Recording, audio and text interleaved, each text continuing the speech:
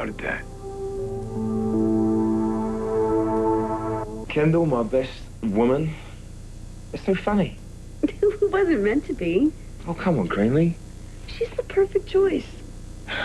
Seriously, Aidan, think about when Zach and I were in the bomb shelter. I'd rather not. I'd rather think of where we were an hour ago. You, me, Kendall, Zach, the four of us will always be connected because of what happened when we fell in that hole. Yeah, well, I thought you wanted to forget about that. The snake and the skeleton, yeah. But what Zach and I shared, I mean, we got close. So did you and Kendall. No. I mean, Kendall and I are friends, but I don't think I want to make a spectacle out of that when we walk down the aisle, you know? I'd rather a traditional wedding. Aw, you want a real best man. Yes, I do, and I want to ask Tad. Okay. But you have to admit that it would be hilarious. You at the altar pledging your eternal devotion to me, and who's there to make sure you don't blow it? Kendall.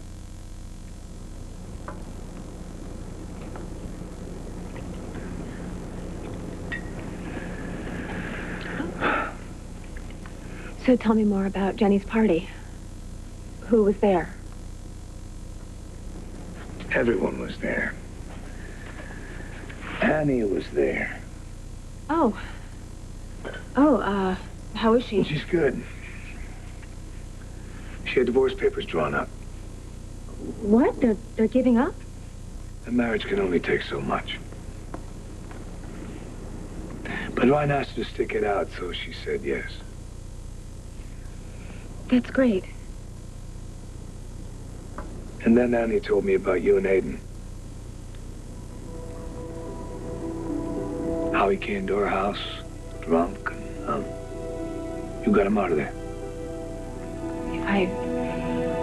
Yeah, I told you. I drove Aidan over to his office so he could sleep it off.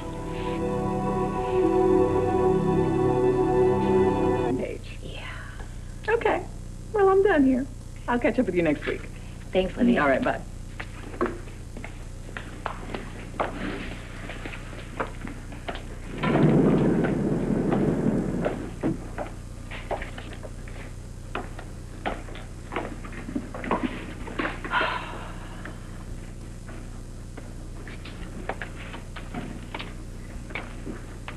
My feelings for Greenlee are in the past, all right?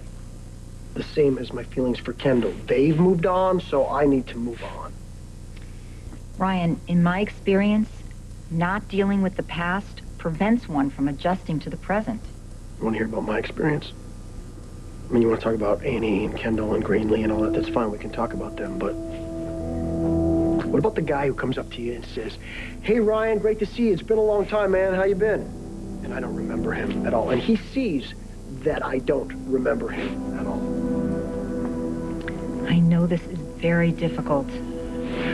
No, you really don't. I don't think you could possibly know. Not unless you spend a couple weeks in my skin walking around in a world that you just do not recognize at all. Or if you looked at pictures of yourself and you saw yourself doing these really, really horrible things, and you ask yourself, how could that possibly be me? Or how about if you looked into your kids' eyes? The same kids that call you daddy.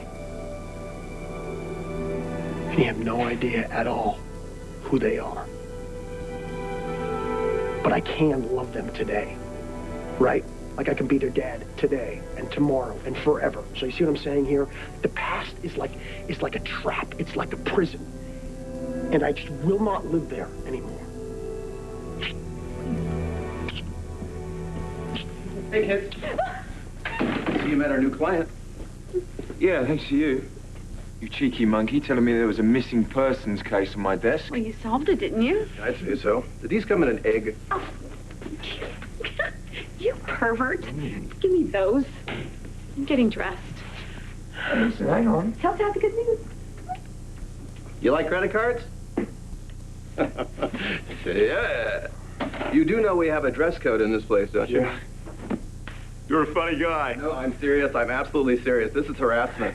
So how was Jenny's party? Ah, come on. House full of kids, cake. What could go wrong? So what's your good news? Greenlee and I got engaged. Well, good on you. Congratulations, I'm proud of you. So, that means I've got a favour to ask you. Name it. Will you give me away?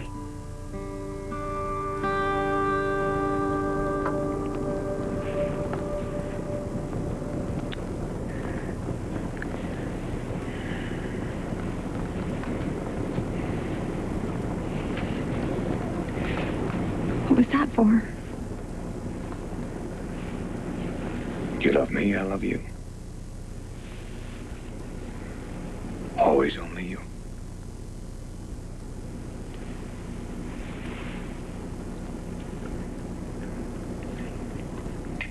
When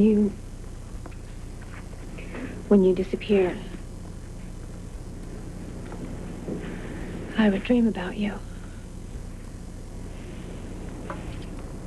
I'd imagine your face.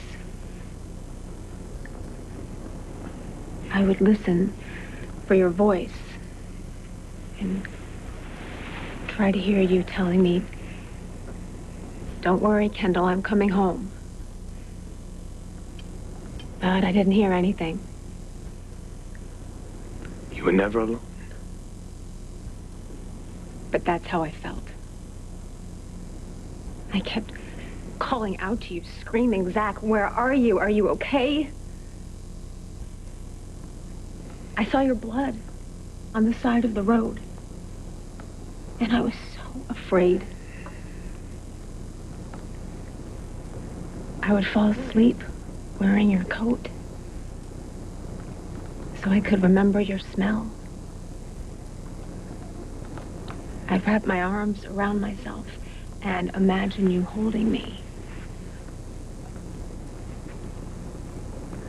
I fought with everything that I had to get back to you. But I couldn't feel you anymore. I couldn't. You were slipping away.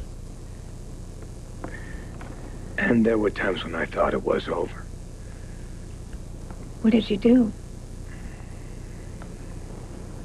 I thought about you. How much I loved you and how I had to get back to you. So we could have the perfect family that we dreamed about.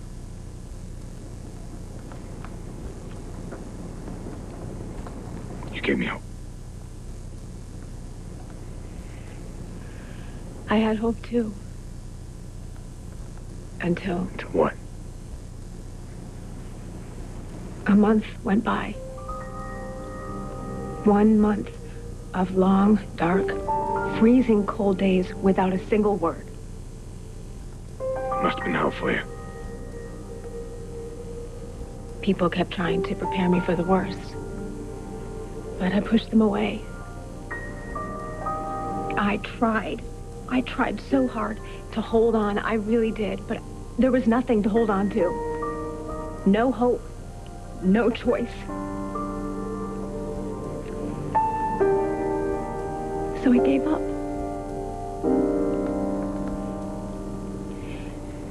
Every single part of me believed that you were gone forever, Zach. Please, do you understand me?